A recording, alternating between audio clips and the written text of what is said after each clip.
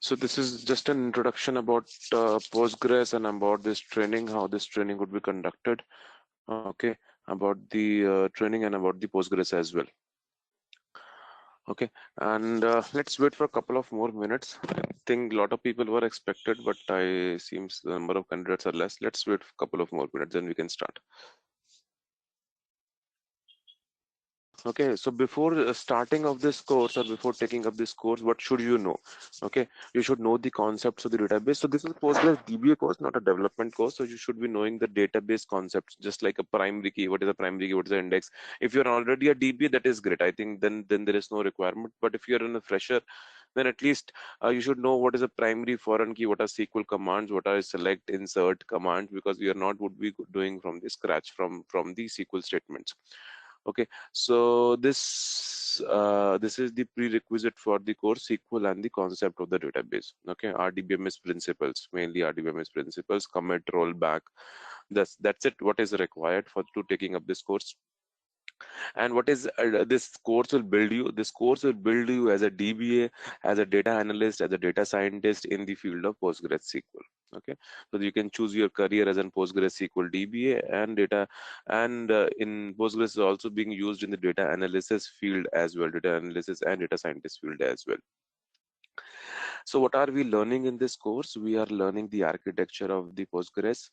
We are learning how to install and configure Postgres, how to administer and do the file management, how to do backup and recovery, how to tune Postgres database, how to do streaming replication. So streaming replication is some way kind.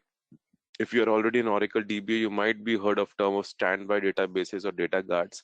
This is something very similar to it. Okay, and something similar would be there in other databases as well. So this is something very similar which is there already existing, this technology already existing in other databases like SQL Server or Oracle. And then we will go through upgrades and migrations, not very detailed, but we'll do how to upgrade your Postgres and how to migrate from Oracle to Postgres. Okay, so we'll be covering only one tool, that is Aura P2G tool. Okay, in this, and then would be connection pooling. Oh, that is very interesting topic of Postgres, PG pool and connection pooling topic for the Postgres. So this is all would be covered, and this would be making you as in Postgres DBA. So Postgres DBA, Postgres database is an open source. We all know it's an open source, but there are a lot of companies that are releasing the paid version for Postgres, just like in EDB is one of them. EDB is a leader in that, which is releasing the enterprise version. Okay, but in this course we only covering the free version, that is the open source version of the Postgres. Okay, so that would be covering all the open source feature that is there in the basic version. Now Amazon has also released Postgres. I think Redshift is also based on Postgres. A very popular database of Amazon is also based on Postgres. So but we would be covering only the free version. So why Postgres? Okay, why Postgres is getting so popular? Okay, first of all, it is free. Okay, so cost is the major factor. I would say, I would not say okay it's great or is greater than Oracle database. No, it is not, but the cost is the major factor where we are choosing in comparison from Oracle to or SQL Server to Postgres. Why we are choosing Postgres on from Oracle, if you compare to Oracle or SQL Server, is the cost. It is freely available, it is open source, you can download the code, you can change the code as per your requirement and can release it and can change whatever he is looking for. Or if you want for enterprise version of Postgres as well, just like in EDB is releasing, or I think second quadrant is also a company which release, but then it is then also way cheaper than Oracle and SQL Server. So Postgres has a cost factor over Oracle and SQL Server. Now, if I compare with another RDBMS, which is also at a cost-effective price and also at a free price, is MySQL. So, what is the comparison between MySQL and Postgres? Why it is still Postgres is able to win the race from MySQL in many cases actually these days. MySQL is older in this game, so definitely as of now its market is more, but the growth for the Postgres is more than MySQL these days. Okay, because it just got popular in last 4 to 5 years. Okay, so but now the growth, it is also got the most growing database award as well for last couple of years as well. So why it is winning race from MySQL is because of its performance. So it is best suited for CPU based execution where more complex queries are there. We are using more group by clauses where more kind of analytics data is there. The database is getting bigger, and the queries is getting complex. Okay, it is also has a JSON support, which I am very not sure what is JSON support, but it is supporting JSON. Who is in the development background might be knowing it. Okay, it also has a geographical object support as well. So all these features will it taking it in ahead of MySQL. Okay, taking ahead of MySQL, and it is supporting LOB data, it is supporting replications, standby servers, it supports transaction being an RDMMS, it is asset compliant, it supports SSL security as well for the connections. Okay, whatever users are connecting to your database, it is secure. Okay, it is secure, and the data stored can also be secure. That is the row level security it provides. So when it is idle when Postgres is idle for your project is, then when your major factor is cost. Okay, and second major factor is performance, because if the major factors is only cost, then definitely you can go with MySQL as well, right? But if the major factor is cost and also performance, then Postgres is then idle for investment. Okay, is if your requirement revolves around complex procedures, integrations, and designs, data integrity, and also saving cost. Okay, then it is Postgres is an idle. Okay, and it is appropriate for use for large system. Okay, around high speed means is if you compare with Oracle, definitely its performance is not as good as Oracle. Okay, but if you compare with MySQL, its performance is much better. So it is generally used for larger systems, okay, where data needs to be authenticated. Why MySQL is generally used for smaller systems and also mostly used for web-based application, where Postgres is mostly used for analytics kind of applications. Okay, so that is the usage difference between Postgres and other. This is just one more slide on the comparison of MySQL and Postgres, which is much similar what we discussed in the last slide. Okay, on the Postgres and MySQL. So MySQL is generally used for web-based projects that needs database for straightforward data transaction. However, Postgres is used for large system where read-write speeds are important, where write speeds are also very important, and moreover for the BI kind of applications.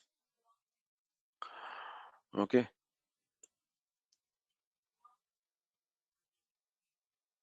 a BI kind of application where it's more of a data warehousing kind of application, CPU based kind of applications. So this comparison is very important, because otherwise we cannot compare with Oracle, right? Oracle and SQL. So anyways, they are much higher in cost. Okay, so if you compare the cost, then you have to do a comparison between MySQL and Postgres.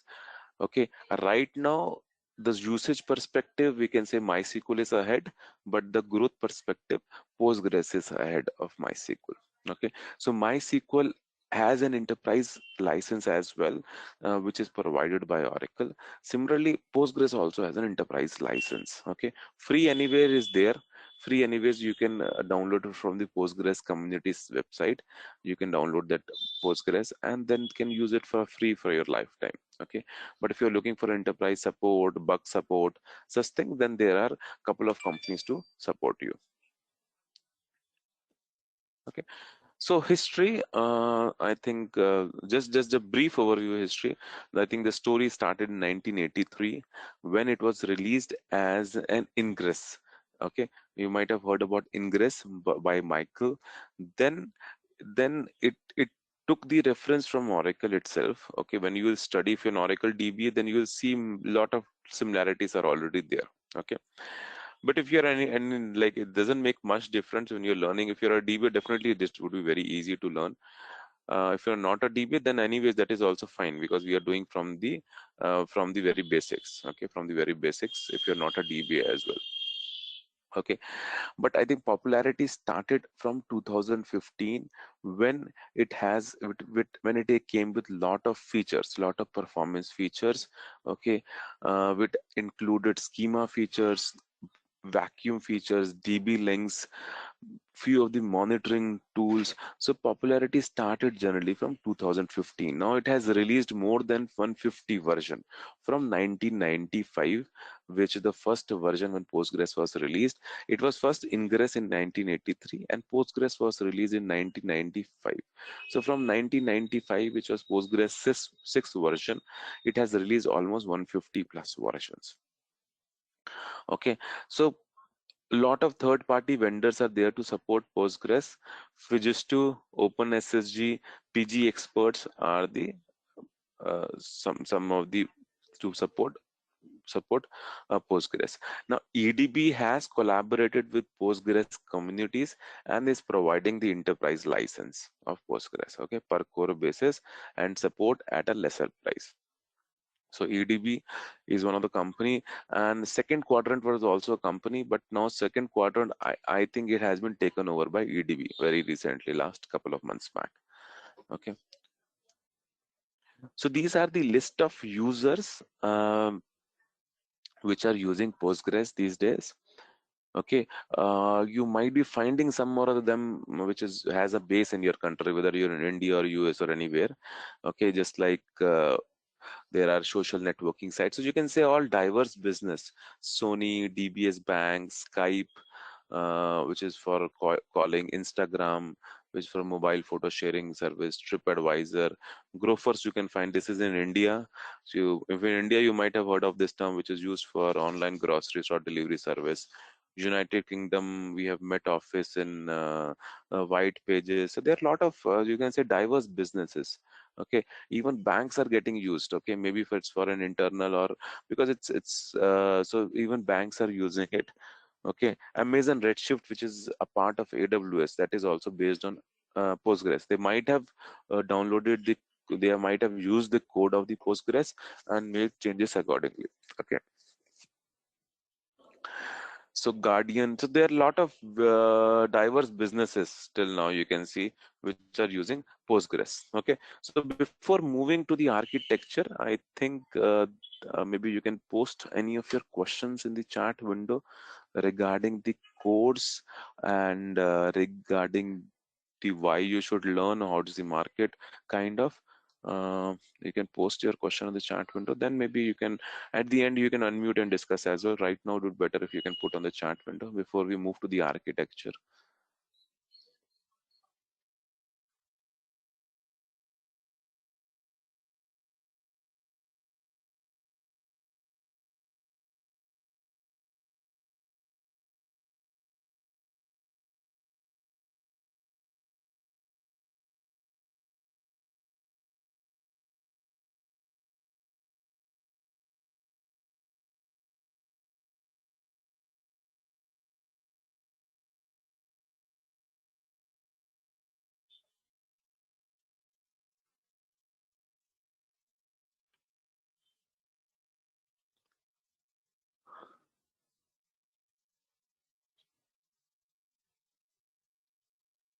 Is it okay? Sorry, I'm not Okay. able to hear you. Yeah. Any questions what I'm saying is till now about the course or other things? Okay, then maybe we can uh, move towards the architecture for the Postgres.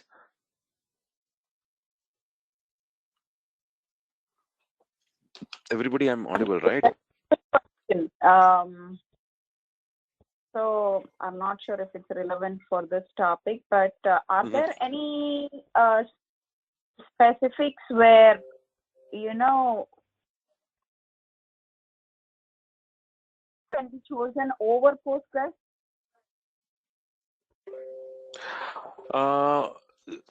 Shirisha, it's a good question anyways, but I see I have not worked on MySQL Okay, but what it is said in what is said, it is more easy to implement. I'm not sure why. It is more easy to implement, and for web-based applications where you don't have any kind of complex queries, when you have very straightforward queries, select statements or insert statements with lesser complex queries, okay, then MySQL is being preferred. Okay, because maybe the support is more easy to get. Postgres GBS are less, or it is said in this way, it is where it's a web-based application and the queries are more straightforward, then MySQL is preferred. But I mean, from functionality perspective, even for the smaller environment, we can still use Postgres, right? I mean, Yes, yes, we can still use Postgres. We can still Postgres. It is just said that for smaller environment, performance is equivalent for Postgres and MySQL. But for larger systems, Postgres wins the race. It is ahead of MySQL. For larger system and complex queries, then Postgres is better. But for smaller system, both are equal.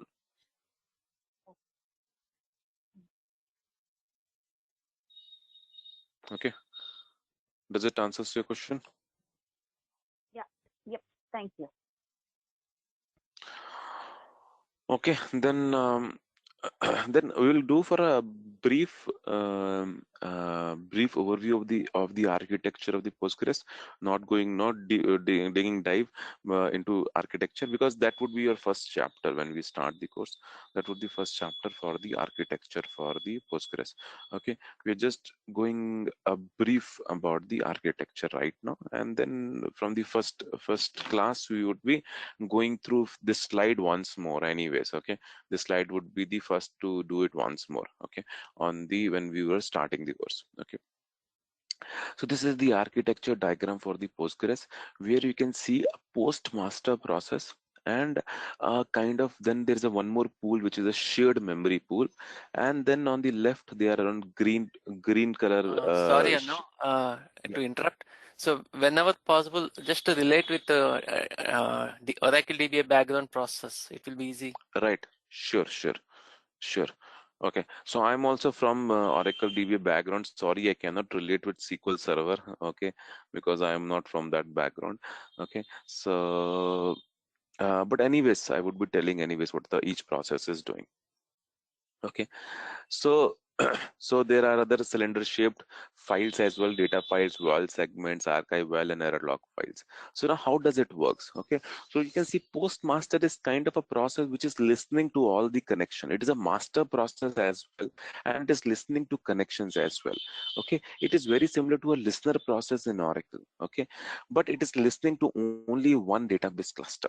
Okay, listening to one database cluster. Then I will come to the point what is the database cluster is. So whenever a connection is coming, it is coming to the postmaster. Okay, it is coming to the postmaster. Now postmaster starts one more process, okay, and gives the connection to the shared memory. Okay, so whenever the connection is coming, what should the connection should bring?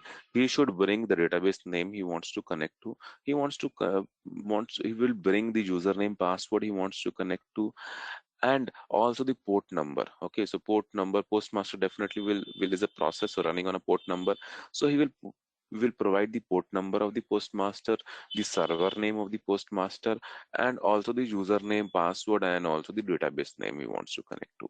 Now this shared memory, now this shared memory has different pools. You can say shared buffer, val buffers, process array, has a different pools. Now shared buffer is linked to the data files, where val buffer is linked to the val segments. Okay, so these are on the memory means on the RAM side, primary memory, and these are on the disk.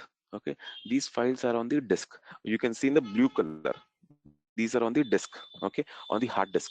Okay, and these green color boxes are the processes, background processes. Okay, definitely these are processes, so this would be running in your machine itself. Okay, on maybe it's a part of kind of like a part of a shared memory, which is a process array. So all these processes are also occupying some space in the process array. These are all part of your shared memory. So it doesn't have many pools, just like unlike Oracle, it doesn't have many pools. It has three pools. One is the shared buffers, one is val buffers, and one is process array. So one is containing the data. Assume a query came up. Okay, a query like select star from a table. Maybe my table name is school. Okay, just putting on the chat window. If you can have want to have a look, you can have a look as well. So select star from school. Somebody put a query who has already make a connection from the postmaster, then come to shared buffer. Then the school will search for the school table in the shared buffers. Right? It will search for the school in the shared. He may get it, he might not get it. If we get it, then it's good. It is just get the data from shared buffers, will return to the users. Okay. If it doesn't get it, it will fetch the data from this data files. Shared buffer will fetch the data. There are other processes also involved. I'm not going to very detail. It will fetch the data from the data files and put the data into the shared buffer, will return to the user. Okay. This is very similar what happens everywhere in other databases as well. Okay, so if you say this will link to this, so shared buffer will get the data from data files, put it in the shared buffer, and might be returning to the user. Okay, maybe there is somewhere there user. Okay, and then assume the next query come up. You say update school. Maybe assume somebody is promoted to next class in a school. So I say grade is equal to 9, where I think roll number is there in schools, right? So roll number is equal to 100. You can see this query in your chat window. So this is a change request that has come up. Okay, this change request has come up. So school is now already there in the shared buffers. Okay, school is already there in the shared buffer. Now what happens is it goes ahead and try to update the shared buffer. Okay, update the shared buffer. Now this shared buffer, now this is a change. Now how does a database takes up the change? Okay, now if you're not from a DBA background, now I must tell you the every change has an entry. Okay, in database, in any RDBMS. Okay, every change has an entry. Okay, in an any RDBMS. Okay, so if a change has an entry, just like you can see now recently, our president has been changed in US. So what happens is kind of that is the this the tenure for this president, and there's a list. There would be a list, right, for the change in the president and change in the principles. So there's a registry, right, which records the changes. So in the same way, every change, every update, every delete, every insert has an entry of change. Okay, the new data is updated, but what about the change, the entry, the change which has been changed? So that entry goes to the val buffers. Okay, so this go to the val buffers is linked to the val segments. This is very similar to your redo log files in Oracle. Okay, val stands for write. I'm typing on the chat window. Okay, write ahead log. Okay, so this is the definition for this is the full form for val, that is known as the write ahead log. In previous versions they were also calling it xlog. Okay, if you are anyways using some previous version of of Postgres, then they also calling it xlog. I think so before 9, actually Postgres 9, the directory name was xlog. Okay, so val buffer will contain the change. So what kind of change it will contain? It will contain the primary key of that row. So whatever the primary key, I think might be the roll number was primary key. Then the old row may be the old row is 8th grade. The new row is 9th grade. Okay, yeah, they record this change in this way. Okay, it will make a record entry over there in the val buffer. The primary key, the previous row, and the new row. So entry goes into the val buffer. Okay. No. Now the data is changed in the shared buffer, data is changed in the val buffers. Now who will write this data into the data files? This process, background writer. This process will write data, whatever the change data, because it was written in the shared buffers and it was returned to the user, that it is done. Okay, but who writes it? It writes, the background writer writes it. Similarly, val writer, you can see over here, val writer writes it from val buffer to val buffer. So you got the functionality of these processes. Every process over here has some functionality. So this is background writer writing from shared buffer to data file. Val buffer is writing from val buffers to val segment. Now comes the other process is stats collector. Okay, stats collector, archiver, log writer. Now these val segments, what happens to these val segments, it has defined size, which is kind of an online kind of there. Okay, so I define that a maximum size of val segment is 1 GB. Okay, so after 1 GB it will start overwriting. Each val file is 16 MB in size. Okay, you can change this size, but by default is 16 MB. So once 16 MB is filled, it will move to the next file, move to the next file, move to the next file, keep on moving, keep on increasing. Might be it become 40, 50 files, 1 GB to increase the limit. Okay, after that we'll start overwriting the old files. So what will you do? We'll copy the val segment to archive val. Okay, this kind of an offline, okay, to keep an history. Why we are doing it? Just so that everything doesn't remains on the hard disk. Okay, your storage capacity has some limitation, right? Should not I should not keep the history of changes for ages and ages. I put it some offline files, maybe to a tape or something, and I keep start purging it also, because I am taking the backups of my database periodically.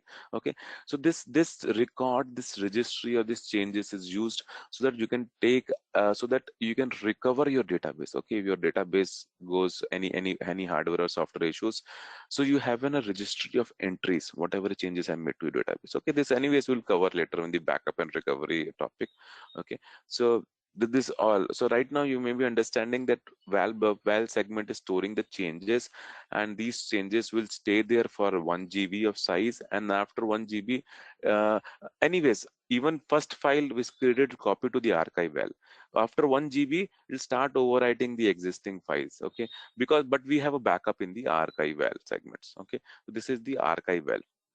Then there are different error log files to check about the errors in what is happening in your Postgres. So that will cover error log files. Then there are log writer to write to this error log files. Then there are archiver who is writing from val segment to this.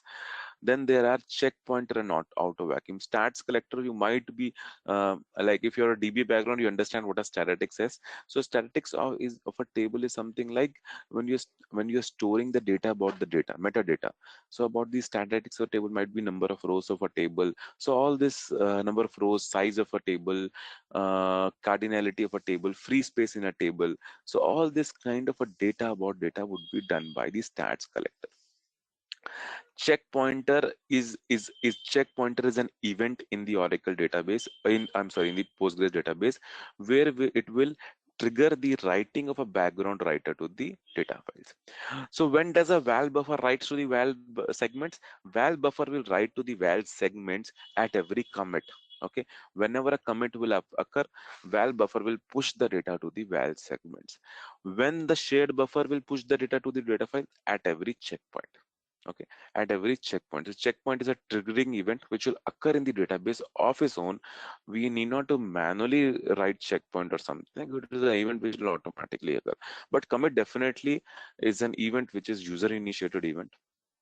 Okay, but in Postgres version, every statement comes with a commit by default. Okay, unlike any other database, every statement comes with a commit.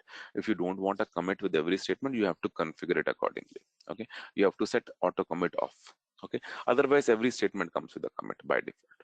Okay, you may or may not be knowing it when you're doing it, but every statement will come with a commit. Okay, so it is bit, in this way it is different. Second difference is, if you do a DDL also and you have set auto commit off, then you have to also explicitly commit it. Okay, for DDL also then. Okay, so every statement comes with a commit. Then auto vacuum. So auto vacuum is something which is kind of, if you are from any database background, this is something different than Oracle and SQL Server. Auto vacuum feature. Okay, what is vacuum is, um, now how does an update and delete, how does Postgres takes up updates and deletes? Okay, let me remove first. Any doubts till now before we move to the vacuum thing? Okay,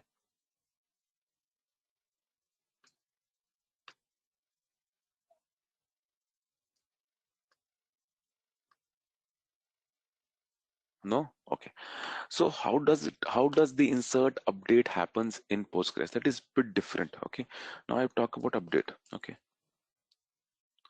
okay, let us, I'm just opening a notepad. Okay, So we take an example of school, right? Let us take the same example. Assume in school, roll number was 100, name of the person was Ram, assume, or maybe whatever you say. I think you understand Ram, and grade was 9, right? 8, 8. Okay, okay. Then I changed it. What I changed it is I changed it to 100, Ram, and 9. Okay. Now how does the Postgres takes it? Postgres, you might be thinking this one is the new row, 100 RAM and 9. Okay, and this is gone now. Okay, this is gone now, and this one is the new row. But ideally, but actually doesn't happen in this way. Actually doesn't happen in this way. What happens in Postgres is Postgres stores 100 RAM and 8, and it inserts a new row, 100 RAM and 9. So update becomes an insert. Okay, it becomes an insert of the new row. Okay, update is converted to an insert which copy the rest of the row, and it makes a new row. So this row becomes a dead row. Okay, this becomes a dead row, and now this is the row. Now if you see, if I say select star from school, it will show me this row. It will not show me the eighth row, but it will show me but internally it is being there in the database. Internally it is there in the database. So uh, internally it is there in the database, but uh, but it is but is actually a dead row. It is a dead row, but it is but like if I do a select star from school, you'll see 9, or you'll see only that this row, ninth row, right? Ninth row, but this row is there in the database. Now if I compare, you might be knowing about undo segments. Okay, so now this is kind of storing the past image in the database for some time. Okay, you might be knowing it that sometimes we need to, whenever some queries are running which is also accessing the past image of the data, then this row is being needed. Okay, sometimes just assume I update this row at 10 a.m. assume, but somebody put a select star from school at 9:58 a.m. assume, and he has still not got the complete data. So if somebody has put this data, he should get this row, not the 9, because his query was before the update actually happened on the database. So for storing the past image, if some transaction is a long running transaction and it still has to fetch the school data, then for to store the backward compatibility, or you can say backward, or you can say past, or you can say for rewinding kind of features, this past image is still there. So update becomes an insert in Postgres, and it stores the dead row and the new row. Okay. Similarly, delete also, if a delete occurs, the old row is not deleted, it is deleted, but physically it is not deleted. Okay, physically it becomes a dead row. Okay, this is known as MVC feature kind of. MVC is a kind of feature. I'm not able to recall this technology of Postgres. What does it call this? Okay, but you can understand this is the concept for the Postgres to storing the old data. Okay. Okay, for some time, after some time, when all the transaction which were accessing here has been gone, so marker is removed. Okay, all the transaction active in the database are newer than this update statement, then marker has been removed. Then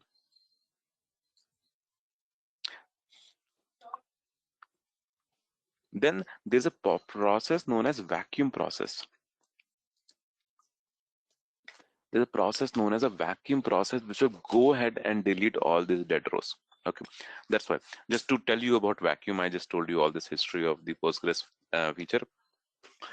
So this is how does it work. So this is a vacuum process. Will keep a vacuum, right? Vacuumer in home is used to clean up all your like dirt. So in the same way, all the dead rows in Postgres is being used by the vacuum process. So you can initiate your manual vacuum process as well. Okay, and there is a auto vacuum which will keep on running in your database. Okay, almost it will keep on running every time. So that will keep on cleaning all the dead rows which are not longer being used, which will not be longer used. There is no open transaction which is older than that. So it will store the transaction, and there is a number, a system change kind of number in Postgres, which will keep a record. Okay, so this is the way Postgres work. So this is the basic architecture overview of the Postgres. Okay, then one more term in Postgres is the database cluster. Okay, don't confuse, it's a cluster of multiple machine. Cluster in Postgres means is a collection of a database, which is very similar to your SQL server as well, where there is one, you make one installation, one cluster, and then you have multiple database within one cluster. In the same way, Postgres, you install a post database cluster and you can create multiple database. So one post master process is supporting it. So all this database, DB1, DB2, DB3, all are accessing this same shared memory, all are accessing this same processes, same data files. Okay, data file would be different for each database, other everything would be same. Okay, the same cluster. Okay, there is no such resource management where each process can get more resource or lesser resource. Might be in the paid version but not in the free version. Okay, so this is all about your Postgres basic overview of architecture. We would be covering it once more when we would be starting the course. Okay, so I am ending this session now. You can ask for technical questions. You can ask any questions about the course contents, about this. Okay, you can reach these guys for BISP support, BISP for the fees. Okay, and for the course you can ask it right now.